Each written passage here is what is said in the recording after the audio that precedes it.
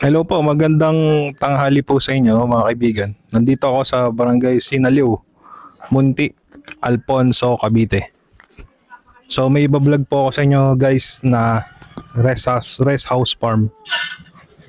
Dito po sa Alfonso. So ito po yun guys. Ayan. So hanggang doon pa po yan sa ilog. So ito po yung bungalow, small bungalow, tapos ito yung pinaka parking niya, parking space niya hanggang dun. Ayan. So nagbilad ng mga kape. So ito yun. Malaki pang espasyo na ito guys eh.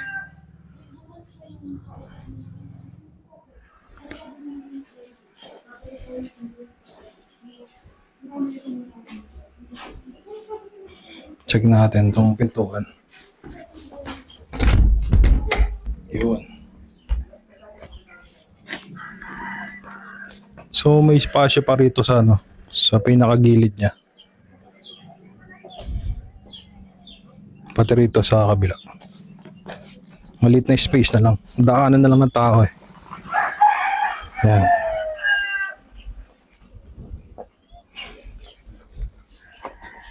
So kung mapapansin nyo, along siya Barangay Road.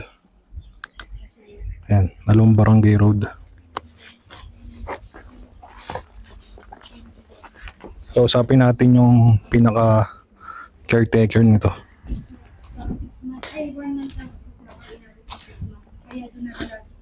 So meron na siyang bakod, palibot.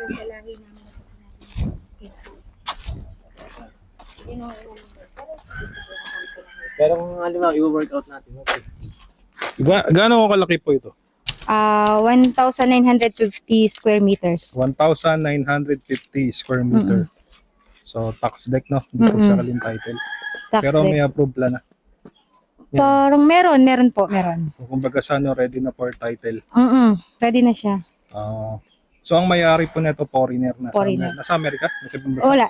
Nandito siya sa Pilipinas. Ano lang siya, pumupunta lang siya doon sa lugar nila kapag yung pwede siyang magbakasyon doon. Okay. Yan.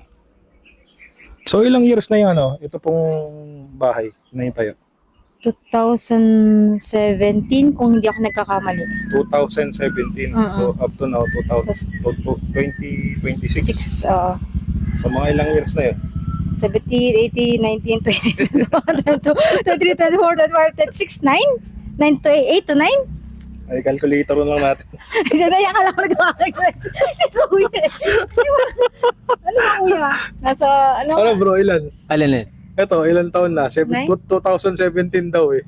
2017 from now, 8 years na siya. 8 years na. Okay. 8 years. Ako natagalan din kailangan din ng calculator eh. Ano po ito? Itong na to? Dati namin yung pinaglalagyan ng mga halaman. So, wala kaming mailagay ngayon kasi busy kami sa kabila eh. Hindi ako makapagpabungkal para lagyan uli ng bagong mga pananim. Maganda kasi meron na siyang parang Marami kaming tanim dito dati. Kalabasa, pipino, pechay, na andyan na. Talagang siya, pinaka-garden. Tsaka maganda nabakuran na lahat eh. Puli na ba ako dyan hanggang doon sa may ng ilog. Yung may part na may ilog, kanila pa din yun. Doon sa price ba net na yung may-ari o kanya yung capital gain tax? Net na yun. Net na sa kanya. Okay. So kung bibiliin niyo to guys, kayo nang bahala daw sa capital gain tax nito. Siyempre kasama na yung doc stamp doon So all in all mga 7.5% kasama yung doc stamp kasi 1.5 yung doc stamp tapos 6% yung capital gain tax. Tama bro? Yun. yun ang sa shoulder ng neto daw eh. Neto. Kaya nga sabi daw sa price negotiable. So kung ano man yung mapagkasunduan niyo na may-ari. Ipa-flash ko diyan sa screen kung magkano yung price guys. So ngayon guys, iikot na tayo sa buong paligid ng property. Yan, para makita po ninyo. Marami siyang mga tanim, mga papaya. Ayan. Kape. Ayan, may niyog, may saging, may mangga. So marami siyang fruit bearing trees. Pero ang pinakamarami ay kape. Meron pang langka. Langka yan bro, no? Tapos meron pang paminta. May paminta, may avocado. So marami siyang mga tanim, no? Paminta, avocado, langka, saging, tapos kape. Kape. Malaki na sasakupan, eh. Oh.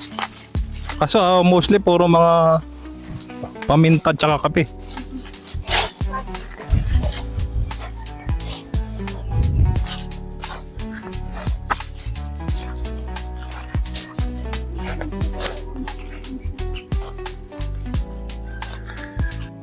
So meron siya dito concrete pathway. Papunta ho tayo doon sa baba. Tapos dito maganda yung bahay na katabi niya guys. Ang ganda.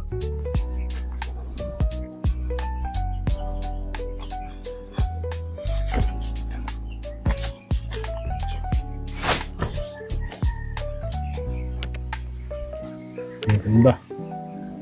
Ang bahay na maganda.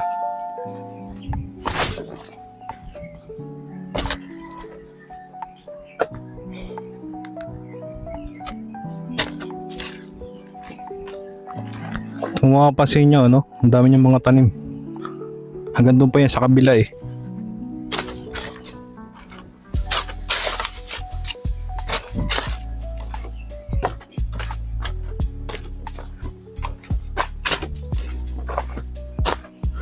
Ang ganda ng kabila, oh, napaganda niya.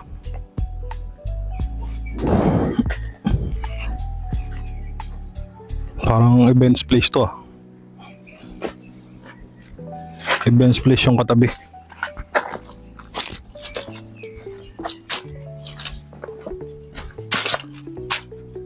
Merong mga kubo oh. Tapos yun may kubo din sa ginawang events place.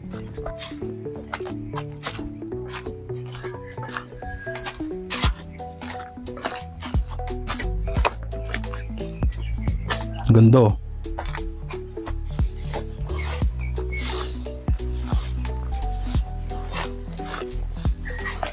So sa bandang dulo may bakod na oh. Yung ato, malaki. Ang lalaki ng bunga.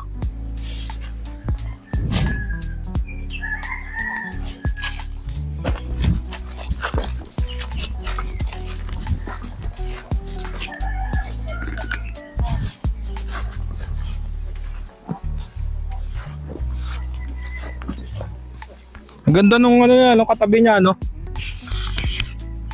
Taas natin para kita yung kabila.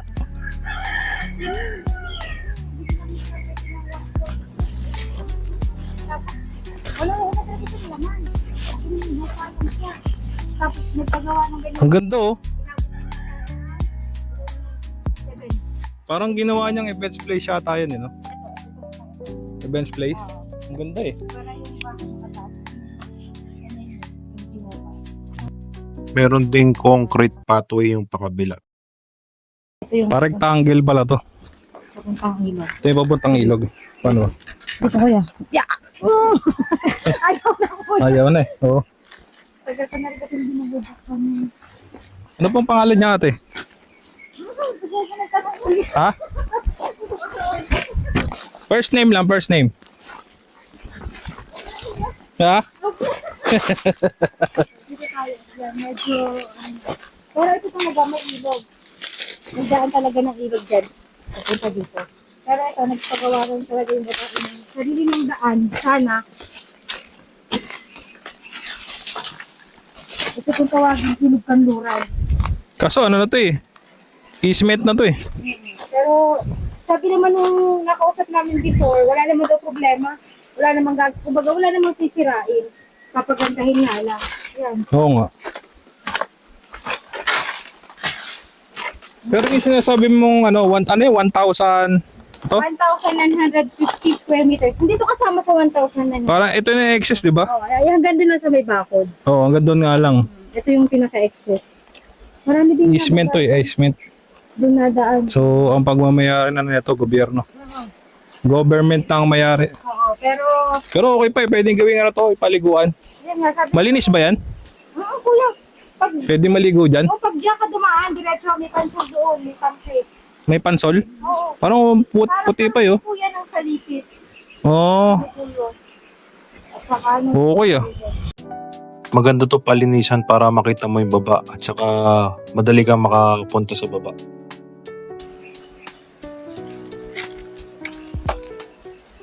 Pag nandito, alam parang walang problema eh.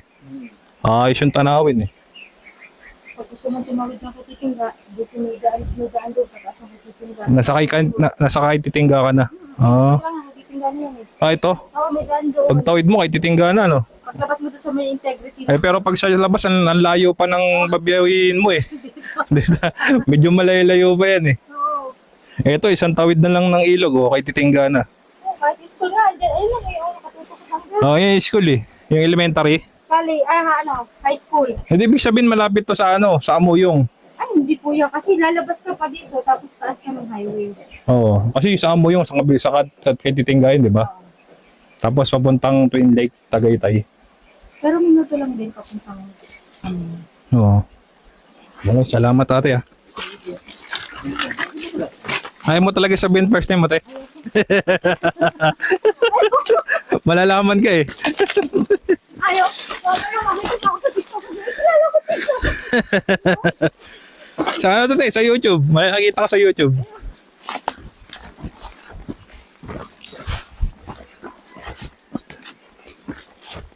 Okay, salamat. Maganda to, elevated oh.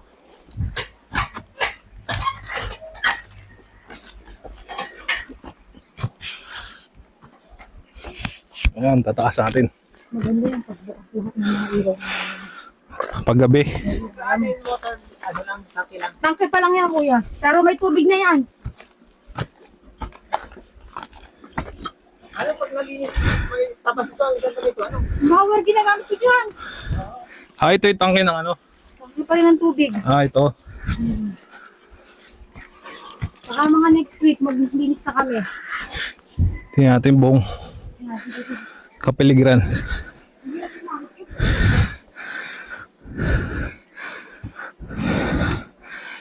Yan. Nakikita niyo yan guys. Maganda yung buong kapaligiran niya. Medyo hinihingal lang ako ng konti. Kulang sa exercise.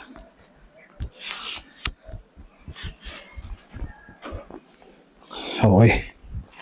Okay na tayo. So sa bawat ano no, dulot-dulo merong ganitong concrete pathway na pwede kang umakyat. Yeah. Okay. Ginawa na to ng owner dati.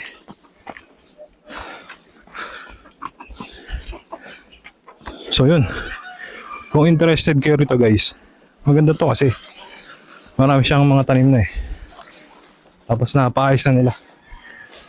Konting retouch na lang to, maganda to guys. Para gawing farm rest house.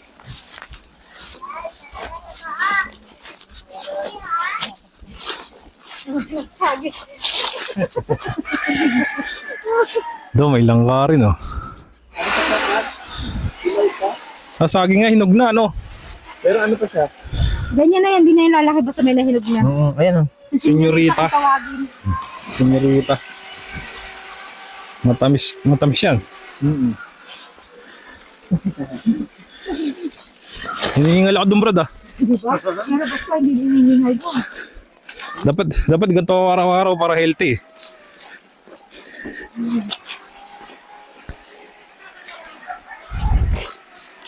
Vertical farming ito eh. Ang ganda ng ano, yung sa kapitbahay no. Hindi. Ganda ng bahay. Tapos ang pinaka abono na yan, yung old juice. Kung magbili sa mga kabadati na ano, hindi mo bulati na galing sa mga gulay-gulay. Kaya kayo mo mga namin na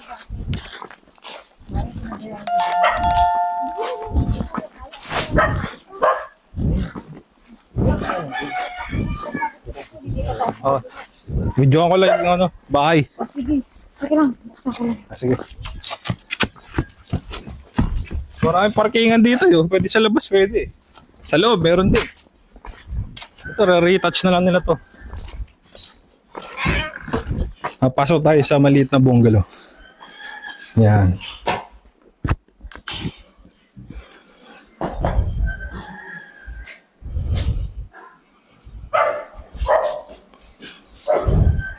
Ilang kwarto to?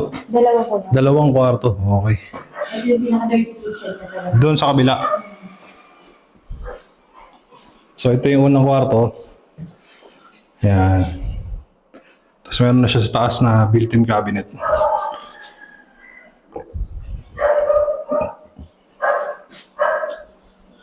Tapos may built-in cabinet sa taas. Ito yung pinaka-sink area. Yan. Meron pang filter ah. Ito filter to eh. Ng tubig. Tapos ito yung toilet and bath.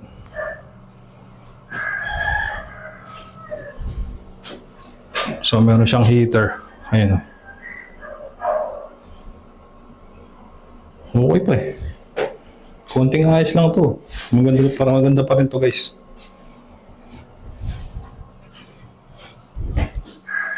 Tapos ito yung pangalawang kwarto. Ayan. Wala na kasi nakatira dito eh. Kaya tinaas na tong kama. So sa taas yung ano, built-in cabinet. Tapos ito. Ayan. Isang cabinet din.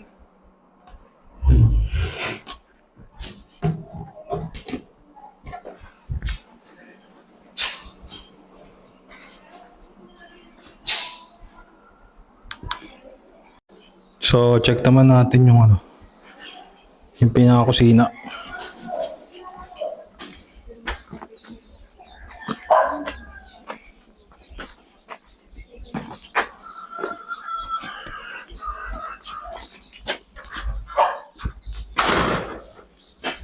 So, ito yung pinaka-kitchen. Kaso mukhang dirty kitchen eh.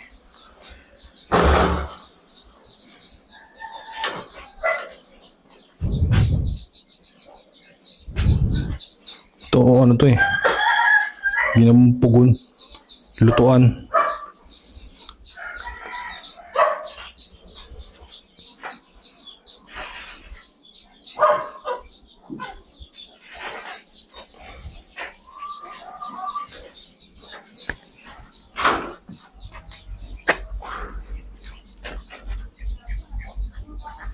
So, yun.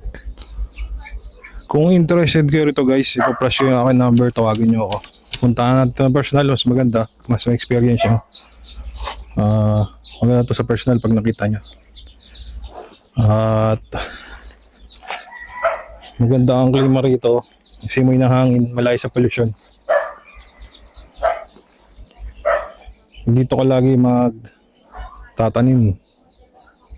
Siguradong giginhaw ang pakaramdam mo kasi papawisan ka lagi. Ako nga lang naglakad, hinihingal na eh. Papunta at pabalik. So yun po, maraming salamat muli guys sa mga tumatangkilik at sumusubaybay ng aking YouTube channel. So kung hindi pa kayo bilong, don't forget to like and subscribe para ma-update po kayo sa mga upcoming ko pang vlog.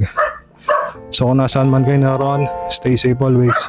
Take care, God bless to everyone. Kaya yan, ay hindi ko na tayo. Hindi na